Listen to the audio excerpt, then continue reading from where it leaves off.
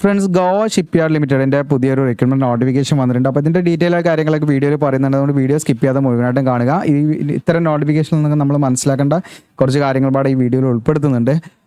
അതോടൊപ്പം തന്നെ ഇത്തരത്തിലുള്ള വീഡിയോസൊക്കെ നിങ്ങളിലേക്ക് എത്തുന്നതിനായിട്ട് നമ്മുടെ ചാനൽ സബ്സ്ക്രൈബ് ചെയ്യുക, ബെല്ലേക്ക് എനേബിൾ ചെയ്ത് വെക്കുക. നോട്ടിഫിക്കേഷൻ കറക്റ്റായിട്ട് നിങ്ങളിലേക്ക് ലഭിക്കും. PLPൻ്റെ ഒക്കെ ഡീറ്റെയിൽ ആയിട്ടുള്ള നോട്ടിഫിക്കേഷൻ നമ്മൾ ചെയ്തിട്ടുണ്ട്. നിങ്ങൾക്ക് ഇവിടെ കാണാം. ഏകദേശം 48 മിനിറ്റോളം ഡ്യൂറേഷൻ വരുന്നുണ്ട്. അപ്പോൾ ആ വീഡിയോസൊക്കെ നിങ്ങൾക്ക് കാണാവുന്നതാണ്. നിങ്ങളുടെ കൂട്ടുകാരിലേക്ക് ഷെയർ ചെയ്ത് കൊടുക്കാവുന്നതാണ്. റെയിൽവേയുടെ 2025 ഫസ്റ്റ് നോട്ടിഫിക്കേഷനാണ്. അപ്പോൾ നമുക്ക് നേരെ എന്ത് ചെയ്യാം, നമ്മുടെ നോട്ടിഫിക്കേഷനിൽ വരാം. ഗോവ ഷിപ്പ്യാർഡ് ലിമിറ്റഡിൻ്റെ. അപ്പോൾ ഇവിടെ കാണാം, ഒന്നാമത്തെ പോസ്റ്റ് ഇവിടെ കാണാം, ട്രെയിനി പ്രൊജക്ട് എക്സിക്യൂട്ടീവ് എന്ന് പറയുന്ന പോസ്റ്റാണ്. അതിൽ മെക്കാനിക്കലാണ്. 14 വേക്കൻസി ഉണ്ട്. General 5, OBC 5, SC 1, ST 1, EWS 1, പിന്നെ PWD തന്നെ ലോ വിഷൻ കാറ്റഗറിക്ക് ഒരു വേക്കൻസി. അപ്പോൾ ഇതിലേക്ക് അപ്ലൈ ചെയ്യാനുള്ള ക്വാളിഫിക്കേഷൻ എന്ന് പറഞ്ഞാൽ നിങ്ങൾക്ക് ഒന്നെങ്കിൽ BE അല്ലെങ്കിൽ BTech അല്ലെങ്കിൽ BSc എഞ്ചിനീയറിംഗ് ആണ് 4 വർഷം ഡ്യൂറേഷനുള്ള. മെക്കാനിക്കൽ എഞ്ചിനീയറിംഗ് ആയിരിക്കണം ഡിസിപ്ലിൻ. അപ്പോൾ മെക്കാനിക്കലാണ് മെയിൻ ഡിസിപ്ലിൻ. അപ്പോൾ അതിൻ്റെ അലൈഡ് ബ്രാഞ്ചസ് ഉണ്ട്. അത് ഏതൊക്കെയാണെന്നുള്ളത്, ഏതൊക്കെ കാറ്റഗറിയുള്ളവർക്ക് ഇതിലേക്ക് അപ്ലൈ ചെയ്യാൻ പറ്റുന്നുള്ള വീഡിയോ ഞാൻ പറയുന്നുണ്ട്. അതുകൊണ്ട് സ്കിപ്പ് ചെയ്യേണ്ട. അടുത്ത ട്രെയിനി പ്രൊജക്ട് എക്സിക്യൂട്ടീവ് എന്ന് പറയുന്ന ഫൈനാൻസ് ആണ്. 2 വേക്കൻസി ഉണ്ട്. 2 ജനറൽ വേക്കൻസിയാണ്. ഇതിൽ നിങ്ങൾക്ക് ഏതെങ്കിലും വിഷയത്തിലുള്ള ബിരുദം ഉണ്ടായിരിക്കുക എന്നുള്ളതാണ്. പ്ലസ് നിങ്ങൾക്ക് എന്താണ് ഈ പറയുന്ന chartered accounts from institute of chartered accounts of India, അത് CA ഉണ്ടായിരിക്കുക. അതുപോലെ തന്നെ qualified cost accounts from institute of cost accounts of India അല്ലെങ്കിൽ ICMA. അതല്ലെങ്കിൽ നിങ്ങൾക്ക് 2 വർഷം ഡ്യൂറേഷനുള്ള PG ഡിപ്ലോമയോ അല്ലെങ്കിൽ PG ഡിഗ്രിയോ ഫൈനാൻസിലുള്ളവർക്കും ഇതിലേക്ക് അപ്ലൈ ചെയ്യാം.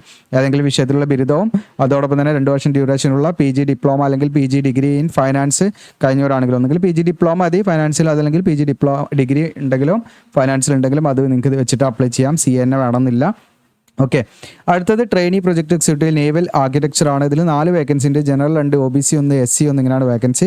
അപ്പോൾ ഇതിൽ STക്ക് വേക്കൻസി ഇല്ലെങ്കിലും EWSന് വേക്കൻസി ഇല്ല. അവർക്ക് ജനറൽ വേക്കൻസിയിലേക്ക് അപ്ലൈ ചെയ്യാം കേട്ടോ. ഇതിലേക്ക് നിങ്ങൾക്ക് ക്വാളിഫിക്കേഷൻ നേരത്തെ പറഞ്ഞ പോലെ BE or BTech അല്ലെങ്കിൽ BSc എഞ്ചിനീയറിംഗ് ആണ് ഈ പറയുന്ന നേവൽ ആർക്കിടെക്ചർ. അപ്പോൾ അതിൻ്റെ അലൈഡ് ഗ്രൂപ്പുകൾ ഏതാണെന്നുള്ളത് ഞാൻ പറയാം. അങ്ങനെയുള്ളവർക്കൊക്കെ അതിലേക്ക് അപ്ലൈ ചെയ്യാം. അടുത്തത് ട്രെയിനി പ്രൊജക്ട് എക്സിക്യൂട്ടീവ് ഇലക്ട്രിക്കലാണ്. 7 vacancy. General 2, OBC 1, SC 1, ST 1, EWS 1, പിന്നെ PWD HH കാറ്റഗറിക്ക് ഒരു വേക്കൻസി. ഇതിൽ നിങ്ങൾക്ക് BSc or BE അല്ലെങ്കിൽ BTech ആണ് ഇലക്ട്രിക്കൽ എഞ്ചിനീയറിംഗുമായി ബന്ധപ്പെട്ട്. അടുത്തത് നിങ്ങൾക്ക് ട്രെയിനി പ്രൊജക്ട് എക്സിക്യൂട്ടീവ് ഇലക്ട്രോണിക്സ് ആണ്. 3 വേക്കൻസി. ജനറൽ 1, OBC 1, SC 1 ഇങ്ങനെയാണ്. അപ്പോൾ ഇതിലേക്ക് ഇലക്ട്രോണിക്സ് എഞ്ചിനീയറിംഗിൽ BE or BTech അല്ലെങ്കിൽ BSc എഞ്ചിനീയറിംഗ് കഴിഞ്ഞവർക്ക് ഇതിലേക്ക് അപ്ലൈ ചെയ്യാവുന്നതാണ്. അപ്പോൾ ഇതിൻ്റെ ഏജ് ലിമിറ്റ് എന്ന് പറയുന്നത് ജനറൽ കാൻഡിഡേറ്റ്സ് EWS ആണെങ്കിൽ 28 വയസ്സ് വരെയും, OBC ആണെങ്കിൽ 31, SC ആണെങ്കിൽ 33 വയസ്സ് വരെയും, PWD ആണെങ്കിൽ ഗവൺമെൻറ് റൂൾ പ്രകാരമുള്ള ഏജ് റിലാക്സേഷൻ ഉണ്ടായിരിക്കും. അപ്പോൾ ഏജ് കണക്കാക്കുന്ന ഡേറ്റ് 28/2/2025 കണക്കാക്കിയിട്ടാണ്. ഇനി ഇതിൻ്റെ കൺസോളിഡേറ്റഡ് മന്ത്ലി പേയ്മെൻ്റ് ആണ് സാലറി. ഇവിടെ നിങ്ങൾക്ക് ഇതിൽ ഒരിക്കലും പെർമനൻറ്റ് വേക്കൻസി അല്ല വിളിച്ചിരിക്കുന്നത്. 2 വർഷത്തേക്കാണ് നിയമിക്കുന്നത്. ആ 2 വർഷം കഴിഞ്ഞാൽ 1 വർഷം പാടെ അത് എക്സ്റ്റെൻഡ് ചെയ്യും നമ്മുടെ പെർഫോമൻസിനൊക്കെ നോക്കിയിട്ട്. അപ്പോൾ നിങ്ങൾക്ക് ആദ്യത്തെ വർഷത്തിൽ മന്ത്ലി നിങ്ങൾക്ക് 30,000 രൂപയായിരിക്കും ലഭിക്കുക. സെക്കൻഡ് ഇയറിൽ നിങ്ങൾ വർക്ക് ചെയ്യുകയാണെങ്കിൽ മന്ത്ലി നിങ്ങൾക്ക് 38,000. ദെൻ 3ാമത്തെ വർഷം നിങ്ങൾക്ക് എക്സ്റ്റെൻഡ് ചെയ്ത് കിട്ടിയതാണെങ്കിൽ 40,000 പെർ മന്ത് നിങ്ങൾക്ക് സാലറി ആയിട്ട് ലഭിക്കുന്നതാണ്. അപ്പോൾ ഒരിക്കലും ഇത് പെർമനൻറ്റ് വേക്കൻസി അല്ല, ടെമ്പററി ആയിട്ട് 2 വർഷത്തേക്കാണ് നിയമിക്കുന്നത്. അത് വേണമെങ്കിൽ നമ്മുടെ പെർഫോമൻസിന് അവരുടെ റിക്വയർമെൻറ്റ് അനുസരിച്ച് 1 വർഷം പാടെ എക്സ്റ്റെൻഡ് ചെയ്ത് അങ്ങനെ ടോട്ടൽ 3 വർഷം വരെ നമുക്കിതിൽ വർക്ക് ചെയ്യാവുന്നതാണ്. ഇനി നിങ്ങൾക്ക് ലാറ്ററലിയുടെ കഴിഞ്ഞ ഉദ്യോഗാർത്ഥികളാണെങ്കിൽ നിങ്ങളുടെ ഡിഗ്രി അതായത് BE or BTech അല്ലെങ്കിൽ എഞ്ചിനീയറിംഗ് ഗ്രാജുവേഷൻ കഴിഞ്ഞവരാണെങ്കിൽ അവർക്കും ഇതിലേക്ക് അപ്ലൈ ചെയ്യാം കേട്ടോ, ലാറ്ററലിയുടെ കയറിയവരാണെങ്കിലും. ഇനി ഇവിടെ ശ്രദ്ധിക്കേണ്ട കുറച്ച് കാര്യങ്ങളുണ്ട്. ഇതിൻ്റെ ഗ്രൂപ്പുകളാണ്. ഓക്കെ, അതായത് എഞ്ചിനീയറിംഗ് ഗ്രൂപ്പ് ഏതൊക്കെ അതിൽ അപ്ലൈ ചെയ്യാന്ന് വെച്ചാൽ മെക്കാനിക്കലിലേക്ക് നിങ്ങൾക്ക് മെക്കാനിക്കൽ അല്ലെങ്കിൽ മെക്കാനിക്കൽ ആൻഡ് ഇൻഡസ്ട്രിയൽ എഞ്ചിനീയറിംഗ് അല്ലെങ്കിൽ മെക്കാനിക്കൽ ആൻഡ് പ്രൊഡക്ഷൻ എഞ്ചിനീയറിംഗ് അല്ലെങ്കിൽ മറൈൻ എഞ്ചിനീയറിംഗ് ഈ പറയുന്ന ഏതെങ്കിലും എഞ്ചിനീയറിംഗ് ഡിസിപ്ലിൻ കഴിഞ്ഞവർക്ക് BE or BTech അല്ലെങ്കിൽ BSc എഞ്ചിനീയറിംഗ് കഴിഞ്ഞവർക്ക് മെക്കാനിക്കലിലേക്ക് അപ്ലൈ ചെയ്യാം. നേവൽ ആർക്കിടെക്ചറിലേക്ക് നിങ്ങൾക്ക് നേവൽ ആർക്കിടെക്ചർ അല്ലെങ്കിൽ naval architecture and ship building, അതുപോലെ തന്നെ naval architecture and ocean engineering, അതുപോലെ naval architecture and marine engineering അല്ലെങ്കിൽ naval architecture and offshore engineering ഇതിൽ ഏതെങ്കിലും കഴിഞ്ഞവർക്ക് എന്ത് ചെയ്യാം, നേവൽ ആർക്കിടെക്ചറിലേക്ക് അപ്ലൈ ചെയ്യാം. ഇലക്ട്രിക്കലേക്ക് നിങ്ങൾക്ക് ഇലക്ട്രിക്കലോ അല്ലെങ്കിൽ ഇലക്ട്രിക്കൽ ആൻഡ് ഇലക്ട്രോണിക്സോ അല്ലെങ്കിൽ ഇലക്ട്രിക്കൽ ആൻഡ് ഇൻസ്ട്രുമെൻറ്റേഷനിലോ നിങ്ങൾ BE or BTech അല്ലെങ്കിൽ BSc എഞ്ചിനീയറിംഗ് കഴിഞ്ഞവർക്ക് അപ്ലൈ ചെയ്യാം. ഇനി ഇലക്ട്രോണിക്സിലേക്കാണെങ്കിൽ ഇലക്ട്രോണിക്സിലോ അല്ലെങ്കിൽ ഇലക്ട്രോണിക്സ് ആൻഡ് കമ്മ്യൂണിക്കേഷനിലോ അല്ലെങ്കിൽ അപ്ലൈഡ് ഇലക്ട്രോണിക്സിലോ അല്ലെങ്കിൽ അപ്ലൈഡ് ഇലക്ട്രോണിക്സ് ആൻഡ് ഇൻസ്ട്രുമെൻറ്റേഷനിലോ അല്ലെങ്കിൽ ഇലക്ട്രോണിക്സ് ആൻഡ് ടെലികമ്മ്യൂണിക്കേഷനിലോ ഇലക്ട്രോണിക്സ് ആൻഡ് ഇൻസ്ട്രുമെൻറ്റേഷൻ അല്ലെങ്കിൽ ഇൻസ്ട്രുമെൻറ്റേഷൻ ആൻഡ് കൺട്രോൾ ഇതിലേതെങ്കിലും BE or BTech അല്ലെങ്കിൽ BSc എഞ്ചിനീയറിംഗ് കഴിഞ്ഞവർക്ക് ഇലക്ട്രോണിക്സിലേക്ക് അപ്ലൈ ചെയ്യാം. അപ്പം ഇതാണ് ഇതിൻ്റെ എഡ്യൂക്കേഷൻ ക്വാളിഫിക്കേഷൻ എന്ന് പറയുന്നത്. അപ്പോൾ ഈ ഒരു നോട്ടിഫിക്കേഷൻ ഞാൻ ചെയ്യണോ ചെയ്യേണ്ടതെന്ന് വിചാരിച്ച് ചെയ്തൊരു കാര്യമാണ്. എങ്കിലും ഞാൻ ചെയ്യാനുള്ളൊരു റീസൺ ഉണ്ട്. നിങ്ങൾക്ക് ഇതിൽ നിന്നൊക്കെ നമ്മളൊരു കാര്യങ്ങൾ നിങ്ങൾക്ക് മനസ്സിലാക്കാൻ പറ്റും. അപ്പോൾ ഈ പ്രൊജക്ട് എക്സിക്യൂട്ടീവ് എന്ന് പറയുന്ന പോസ്റ്റിലേക്കാണെങ്കിൽ കൂടി നിങ്ങൾക്ക് അത്യാവശ്യം സാലറിയും നമുക്ക് എന്താണ് ഇത്ര നല്ലൊരു മിനിസ്റ്റർ ഓഫ് ഡിഫൻസിന് കീഴിലുള്ള ഇത്രയും വലിയൊരു ഇൻഡസ്ട്രിയിൽ നമുക്കൊരു എക്സ്പീരിയൻസ് ഉണ്ടാക്കി എടുക്കുക എന്ന് പറയുന്നത് വലിയൊരു കാര്യമാണ്. അത് വെച്ച് നിങ്ങൾക്ക് പല പെർമനൻറ്റ് രീതിയിൽ തന്നെ പെർമനൻറ്റ് വേക്കൻസി ഡയറക്റ്റ് വിളിക്കും. അപ്പോൾ അതിലൊക്കെ നിങ്ങൾക്ക് എന്താണ് അപ്ലൈ ചെയ്യാൻ നിങ്ങൾ എലിജിബിൾ ആയിരിക്കും എന്നുള്ളതാണ് എക്സ്പീരിയൻസ്ഡ് ആയിട്ടുള്ളത്. അപ്പോൾ ഇതിൻ്റെ ഒരു കണ്ടീഷൻ ഇവിടെ ആദ്യം തന്നെ പറയുന്നുണ്ട്, നിങ്ങൾക്ക് ഇവിടെ കാണാൻ പറ്റും. അപ്പോൾ ഈ പറയുന്ന നമ്മുടെ കൊച്ചിൻ ആയിപ്പോയി ഗോവ ഷിപ്പ്യാർഡ് ലിമിറ്റഡ് എന്ന് പറയുന്നത് മിനിരത്ന കാറ്റഗറിയിലുള്ള കമ്പനിയാണ്. ഇത് നമ്മുടെ ഇന്ത്യൻ കോസ്റ്റ് ഗാർഡിനും അതുപോലെ തന്നെ നമ്മുടെ ഇന്ത്യൻ നേവിക്കൊക്കെ വേണ്ട ഷിപ്പ് ബിൽഡിങ്ങും ഡിസൈനിങ്ങും ഒക്കെ ചെയ്യുന്ന ഒരു വലിയൊരു കമ്പനിയാണ്, വലിയൊരു സെക്ടറാണ്, നമ്മുടെ മിനിസ്ട്രി ഓഫ് ഡിഫൻസിലാണ്. അപ്പോൾ ഇവർ വിളിച്ചിരിക്കുന്നത് ഇനീഷ്യലി നിങ്ങൾക്ക് കൂടെ കാണാം filled through graduate apprentices of GSL. ഇത് നിങ്ങൾ മനസ്സിലാക്കേണ്ട ഒരു അവസരമാണ്, ഒരു ഓപ്ഷനാണ്. ആരെങ്കിലും അപ്രൻറ്റീഷിപ്പ് ചെയ്തിട്ടില്ലെങ്കിൽ ഇങ്ങനെയുള്ള ഷിപ്പ് ബിൽഡിങ്ങിലൊക്കെ അപ്രൻറ്റീഷിപ്പ് ഒക്കെ ചെയ്യുകയാണെങ്കിൽ ഇങ്ങനെയുള്ള ഒരു പോസിബിലിറ്റി അവർ റിക്രൂട്ട്മെൻറ്റ് സമയത്ത് ഒരു പ്രിഫറൻസ് നമുക്ക് തരാം എന്നുള്ളത് നിങ്ങൾ മനസ്സിലാക്കാവുന്ന ഒരു സംഭവമാണ്. ഇതിലൂടെയൊക്കെയാണ് നമ്മൾ ഓരോ കാര്യങ്ങൾ നമ്മൾ സെലക്റ്റീവായിട്ട് ചെയ്യേണ്ടതെന്ന് പറയുന്നത്. നമ്മൾ ഏതെങ്കിലുമൊക്കെ അപ്രൻറ്റീഷിപ്പ് പോയി ചെയ്യാതെ നമ്മൾ ഏത് ഇൻഡസ്ട്രിയാണ് നമുക്ക് താല്പര്യം ആ ഇൻഡസ്ട്രിയിൽ തന്നെ നിങ്ങൾ ചെയ്യാൻ മാക്സിമം ശ്രമിക്കുക. അപ്പോൾ അതിലൂടെ ഇത്തരം റിക്രൂട്ട്മെൻ്റ് ഒക്കെ വരുമ്പോൾ നമുക്ക് അതിൽ കയറാൻ പറ്റും. അപ്പോൾ ഇവിടെ പറയുന്നത് എന്താണെന്ന് വെച്ചാൽ ഇതിൻ്റെ സെലക്ഷൻ 3 രീതിയിലാണ് അവർ എടുക്കുന്നത്. ഒന്നാമതായിട്ട് കൂടെ കാണാൻ പറ്റും, അതായത് ഗോവ ഷിപ്പ്യാർഡ് ലിമിറ്റഡിൽ നിങ്ങൾ ഗ്രാജുവേറ്റ് അപ്രൻറ്റീഷിപ്പ് നിങ്ങൾ കംപ്ലീറ്റ് ചെയ്തിട്ടുണ്ടെങ്കിലോ അല്ലെങ്കിൽ നിങ്ങൾ ഇപ്പം ചെയ്തുകൊണ്ടിരിക്കുന്നവരാണെങ്കിൽ അങ്ങനെയുള്ള ഉദ്യോഗാർത്ഥികളെയാണ് അവർ ആദ്യം പരിഗണിക്കുക. ഓക്കെ, അങ്ങനെ ഉദ്യോഗാർത്ഥികളെ പരിഗണിച്ചിട്ടും വാക്കൻസി ഉണ്ടെങ്കിൽ അതും ഫുള്ളായിട്ട് ഫില്ലായിട്ടില്ല എന്ന് വിചാരിക്കാം. അങ്ങനെ ഫില്ലായിട്ടില്ലെങ്കിൽ എന്ത് ചെയ്യും, അവിടുത്തെ ഗോവയിലെ ലോക്കൽ എംപ്ലോയ്മെൻറ്റ് എക്സ്ചേഞ്ചിൽ നിന്ന് സ്പോൺസേഡ് ആയിട്ടുള്ള ഉദ്യോഗാർത്ഥികളാണ് രണ്ടാമത് അവർ പരിഗണിക്കുക. എന്നിട്ടും ഫില്ലായിട്ടില്ലെങ്കിൽ അവരിത് അവിടെ കാണാം ഓപ്പൺ അഡ്വർടൈസ്മെൻ്റ് ആയിട്ട് ബാക്കിയുള്ള ഉദ്യോഗാർത്ഥികളെ എടുക്കും. ഓക്കെ, അപ്പോൾ 3 രീതിയിലാണ് ഇതിൻ്റെ ഒരു പ്രിഫറൻസ് അവർ കൊടുക്കുന്നത്. ഒന്ന് ഈ പറയുന്ന ഗോവ ഷിപ്പ്യാർഡ് ലിമിറ്റഡിൽ അപ്രൻറ്റീഷിപ്പ് നിലവിൽ ചെയ്തുകൊണ്ടിരിക്കുന്നവരോ അല്ലെങ്കിൽ ചെയ്ത് കഴിഞ്ഞവരോ, അതിന് ഡേറ്റ് ഒക്കെ അവർ പറയുന്നുണ്ട്, അങ്ങനെയുള്ള ഉദ്യോഗാർത്ഥികൾ അവർ പരിഗണിക്കും. ഒന്ന്. രണ്ടാമതെന്ന് പറയുന്നത് അവിടുത്തെ ലോക്കൽ എംപ്ലോയ്മെൻറ്റ് എക്സ്ചേഞ്ച് എന്ത് ചെയ്യാണ്, സ്പോൺസർ ചെയ്യും. നമുക്ക് അറിയാം നമ്മുടെ കേരളത്തിലുള്ള സ്പോൺസേഡ് ആയിട്ട് നമുക്ക് ലെറ്ററൊക്കെ വരില്ല, അതേപോലെ അങ്ങനെ സ്പോൺസേഡ് ആയിട്ട് അവർ എന്താണ് സജസ്റ്റ് ചെയ്യുന്ന ഉദ്യോഗാർത്ഥികൾ അവർ എടുക്കും. എന്നിട്ടും ഫില്ലായിട്ടില്ലെങ്കിൽ മൂന്നാമതായിട്ടാണ് അവർ എടുക്കുന്നത് ഓപ്പൺ അഡ്വർടൈസ്മെൻ്റ് ആയിട്ട്, അതായത് ഏത് കാൻഡിഡേറ്റ്സിന് വേണമെങ്കിലും അതിൽ അപ്ലൈ ചെയ്യാം. ഓക്കെ, വാക്കൻസി ഉണ്ടെങ്കിൽ. അപ്പോൾ ഇങ്ങനെയാണ്. അപ്പോൾ നമ്മൾ അപ്ലൈ ചെയ്ത് നോക്കുക എന്നുള്ളതാണ് നമ്മൾ ചെയ്യേണ്ടത്. അതല്ലാതെ നമ്മളതിന്ന് എന്താണ് നമുക്കൊരു പോസിബിലിറ്റി നമുക്ക് ഉണ്ട് എന്നുള്ളതാണ് ഇതിലൂടെ നിങ്ങൾ മനസ്സിലാക്കേണ്ടത്. ഓപ്പൺ മാർക്കറ്റ് അല്ലെങ്കിൽ ഓപ്പൺ അഡ്വർടൈസ്മെൻറ്റ് അവർ എടുക്കുന്നുണ്ട്. അപ്പോൾ അതുകൊണ്ടാണ് ഞാൻ വീഡിയോ ചെയ്യാൻ കാരണം. അത് മാത്രമല്ല ഈ അപ്രൻറ്റീഷിപ്പ് ഇത്തരം സെക്ടറിനൊക്കെ ചെയ്താൽ ഇങ്ങനെയുള്ള റിക്രൂട്ട്മെൻറ്റിലൊക്കെ നമുക്ക് മുൻഗണന കിട്ടുന്നതെന്ന് അറിയുമ്പോൾ വലിയൊരു കാര്യം തന്നെയാണ്. അപ്പോൾ അത് നിങ്ങളൊന്ന് ആദ്യം അത് മൈൻഡിലിടുക. ഇനി അതിൻ്റെ കുറച്ച് കണ്ടീഷൻസ് ഇവിടെ പറയുന്നുണ്ട്, എലിജിബിലിറ്റി കണ്ടീഷൻസ്. അതിൽ ഒന്നാമതായിട്ട് ഇവിടെ പറയുന്നുണ്ട്, ഇപ്പോൾ നിങ്ങൾക്ക് ഞാൻ പറഞ്ഞു ഗോവ ഷിപ്പ്യാർഡ് ലിമിറ്റഡിൽ ഗ്രാജുവേറ്റ് അപ്രൻറ്റീഷിപ്പ് നിങ്ങൾ ചെയ്ത് കഴിഞ്ഞിട്ട് 2 വർഷം പൂർത്തിയാകാൻ പാടില്ല. അതാ 28/2/2025 എന്ന് പറയുന്ന ഡേറ്റ് കണക്കാക്കി 2 വർഷം പൂർത്തിയാകാൻ പാടില്ല എന്നുള്ളത് പ്രത്യേക ഒരു കണ്ടീഷനാണ്. ഓക്കെ, അതായത് നിങ്ങൾ ഗോവ ഷിപ്പ്യാർഡ് ലിമിറ്റഡിൽ നിങ്ങൾ അപ്രൻറ്റീഷിപ്പ് ചെയ്തിട്ട് 2025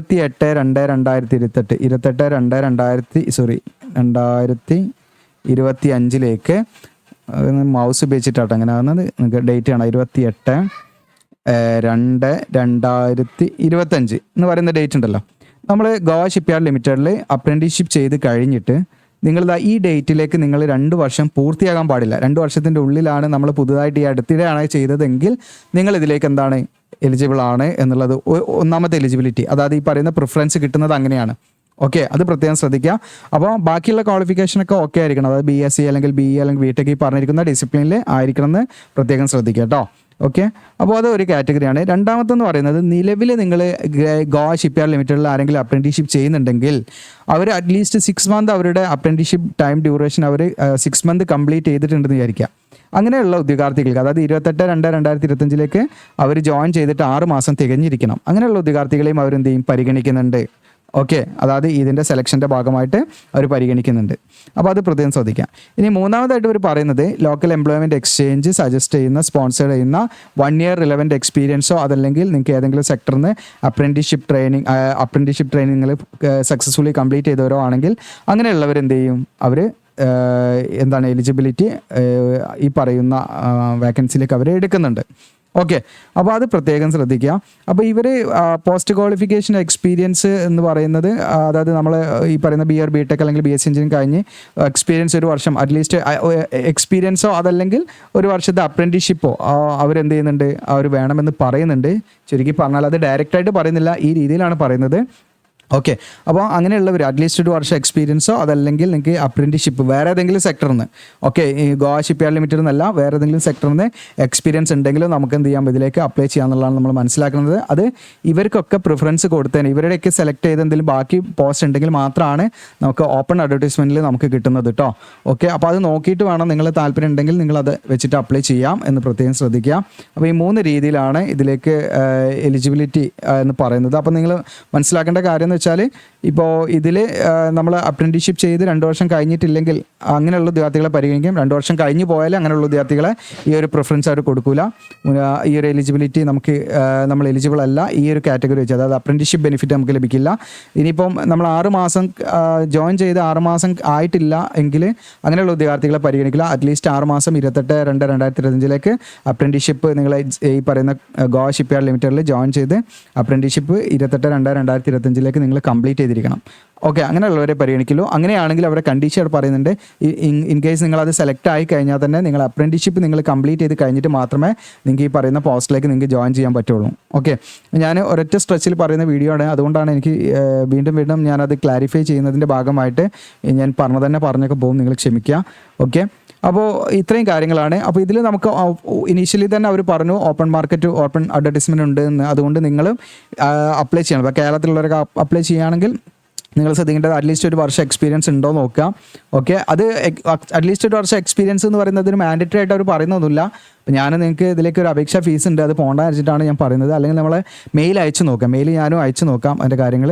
അതോടൊപ്പം തന്നെ നിങ്ങൾ എന്ത് ചെയ്യുക, ഈ പറയുന്ന അപ്രൻറ്റീസ്ഷിപ്പ് ചെയ്തിട്ടുണ്ടെങ്കിൽ പിന്നെ ധൈര്യമായിട്ട് നിങ്ങൾക്ക് എന്ത് ചെയ്യുക, നിങ്ങൾ എക്സ്പീരിയൻസ് നോക്കണ്ട. ഏതെങ്കിലും സെക്ടറിൽ നിന്ന് നിങ്ങൾ ഗോവ ഷിപ്പ്യാർഡ് തന്നെ വേണമെന്നില്ല, എനി സെക്ടറിൽ നിങ്ങൾ ഒരു അപ്രൻറ്റീസ്ഷിപ്പ് നിങ്ങൾ കംപ്ലീറ്റ് ചെയ്യുന്നുണ്ട്, അത് എക്സ്പീരിയൻസ് ആയിട്ട് പരിഗണിക്കും. അതുകൊണ്ട് അങ്ങനെ വെച്ചിട്ട് നിങ്ങൾക്ക് എന്ത് ചെയ്യാം, ഇതിലേക്ക് അപ്ലൈ ചെയ്യാം. ഇനി ഇതിൻ്റെ സെലക്ഷൻ ക്രൈറ്റീരിയയിൽ നിങ്ങൾക്ക് റിട്ടൺ ടെസ്റ്റ് ഉണ്ടാവും, ഡോക്യുമെൻറ്റ് വെരിഫിക്കേഷൻ ഉണ്ടാവും, അതുപോലെ ഗ്രൂപ്പ് ഡിസ്കഷൻ അല്ലെങ്കിൽ ഇൻ്റർവ്യൂ ഒക്കെ ഉണ്ടാവും. അപ്പോൾ റിട്ടൺ ടെസ്റ്റിന് ഇവിടെ 25% ക്വസ്റ്റ്യൻ ജനറൽ ആപ്റ്റിറ്റ്യൂഡാണ് വരിക. പിന്നെ 75% നിങ്ങളുടെ സബ്ജക്റ്റ് അല്ലെങ്കിൽ ട്രേഡുമായി ബന്ധപ്പെട്ടുള്ള ക്വസ്റ്റ്യൻസ് ആണ് വരിക. പിന്നെ അത് കഴിഞ്ഞിട്ട് ഡോക്യുമെൻറ്റ് വെരിഫിക്കേഷൻ ആണ്, അത് കഴിഞ്ഞിട്ട് ഗ്രൂപ്പ് ഡിസ്കഷൻ ഇൻ്റർവ്യൂ ആണ് വരിക.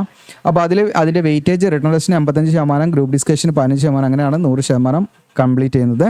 പിന്നെ ഇതിൻ്റെ മറ്റ് ജനറൽ കണ്ടീഷൻ ഉണ്ട്. ജനറൽ കണ്ടീഷനിൽ ഇവർ പറയുന്നത് ഇതിലേക്ക് അപേക്ഷാ ഫീസ് 500 രൂപയാണ്. ഈ 500 രൂപ നമ്മൾ DD എടുക്കണം, ഡിമാൻഡ് ഡ്രാഫ്റ്റ് ആണ് എടുക്കേണ്ടത്, ബാങ്കിൽ പോയിട്ടാണ് എടുക്കേണ്ടത്.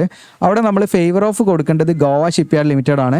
അതുപോലെ പേബിൾ അറ്റ് എന്നുള്ളത് വാസ്കോഡ ഗാമ ഗോവ എന്നുള്ളതാണ് നമ്മൾ കൊടുക്കേണ്ടത്. പേബിൾ അറ്റ് എന്നുള്ളത് അത് നിങ്ങൾ ബാങ്കിൽ പോയി പറഞ്ഞാൽ മതി.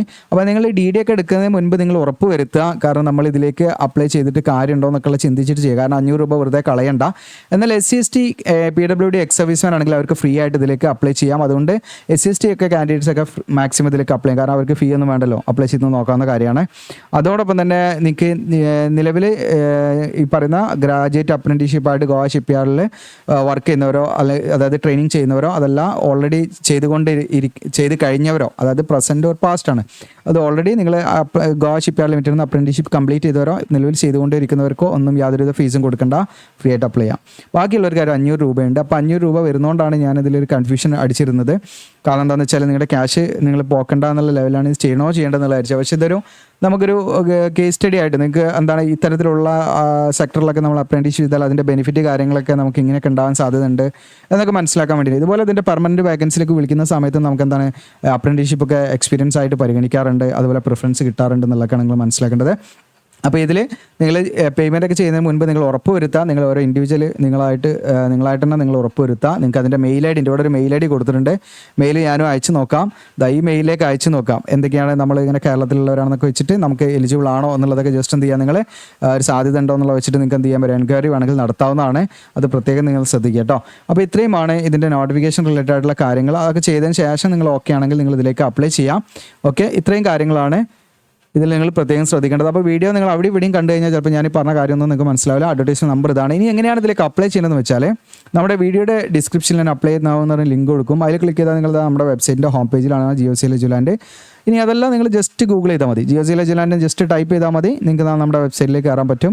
ഇവിടെ നിങ്ങൾക്ക് ലേറ്റസ്റ്റ് ജോബ്സിലൂടെ കാണാൻ ഗോവ ഷിപ്പ്യാർഡ് ലിമിറ്റഡ് എന്ന്. ഇനി ഇത് കണ്ടില്ല, നമ്മൾ വീഡിയോ ചെയ്ത് കുറേ ദിവസം കഴിഞ്ഞിട്ടാണ് വീഡിയോ കാണുന്നതെങ്കിൽ റീഡ് മോർ എന്നുള്ള ക്ലിക്ക് ചെയ്താൽ മതി. ഇല്ലെങ്കിൽ കൂടെ സെർച്ച് ബാറിൽ നമ്മുടെ വെബ്സൈറ്റിൽ നിന്ന് സെർച്ച് ചെയ്യാം, ഗോവ ഷിപ്പ്യാർഡ് എന്ന് അടിച്ചെടുത്താൽ മതി.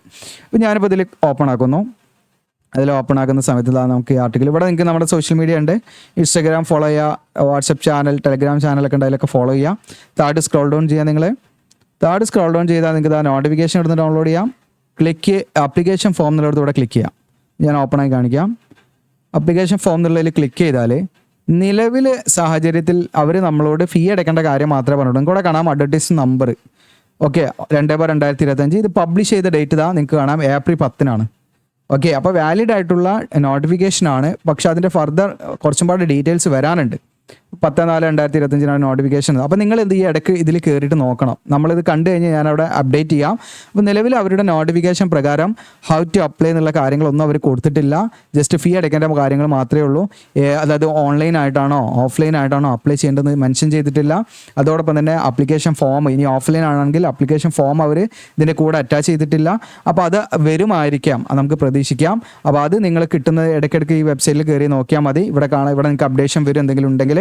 ഇനി ഞാൻ കണ്ടാൽ എന്ത് ചെയ്യാം, നമ്മുടെ വെബ്സൈറ്റിൽ തന്നെ നിങ്ങൾക്ക് ഡയറക്റ്റ് ലിങ്ക് ഇതാ ഇവിടെ ഞാൻ എന്ത് ചെയ്യുക, ഈ ലിങ്ക് മാറ്റി ഡയറക്റ്റ് ലിങ്ക് ആപ്ലിക്കേഷൻ ഫോം ആണെങ്കിൽ ആപ്ലിക്കേഷൻ ഫോമിൻ്റെ ഡയറക്റ്റ് ലിങ്ക് ഞാൻ ആഡ് ചെയ്യാം. അതല്ലേ നിങ്ങൾ ഇവിടെ കയറിയിട്ട് നോക്കിയാൽ മതി കേട്ടോ. അപ്പോൾ ഇത് വാലിഡ് ആയിട്ടുള്ള നോട്ടിഫിക്കേഷൻ ആണ്. നോട്ടിഫിക്കേഷൻ പബ്ലിഷ് ചെയ്ത ഡേറ്റ് വീണ്ടും ഞാൻ പറയുകയാണെങ്കിൽ 14 ഏപ്രിൽ 10 നോട്ടിഫിക്കേഷൻ വന്നിരിക്കുന്നത്. ഓക്കെ, അപ്പോൾ നമ്മൾ എക്സ്പയർ ആയിട്ടുള്ള നോട്ടിഫിക്കേഷൻ ഒന്നല്ല, ലൈവ് ആയിട്ടുള്ള നോട്ടിഫിക്കേഷൻ തന്നെയാണ്. പക്ഷെ അത് അവർ അപ്ഡേറ്റ് ചെയ്യാത്തതിൻ്റെ പ്രശ്നമാണ്. അവർ അപ്ഡേറ്റ് ചെയ്യുമായിരിക്കും. അവർ ഇനിഷ്യലി ഒരു നോട്ടിഫിക്കേഷൻ ജസ്റ്റ് റിലീസ് ചെയ്താണ്. അപ്പോൾ ഇതിൻ്റെ അപ്ഡേഷൻസ് എന്തായാലും ഉണ്ടാവും, കാരണം ഒരുപാട് എൻക്വയറി പോകാൻ സാധ്യതയുണ്ട് ആ മെയിലിലേക്ക്.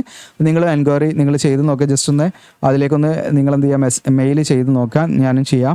അപ്പോൾ ഇത്രയാണ്. വീഡിയോ ഇഷ്ടപ്പെട്ടാൽ ലൈക്ക് ചെയ്യുക, ഷെയർ ചെയ്യുക, സബ്സ്ക്രൈബ് ചെയ്യുക. Thank you.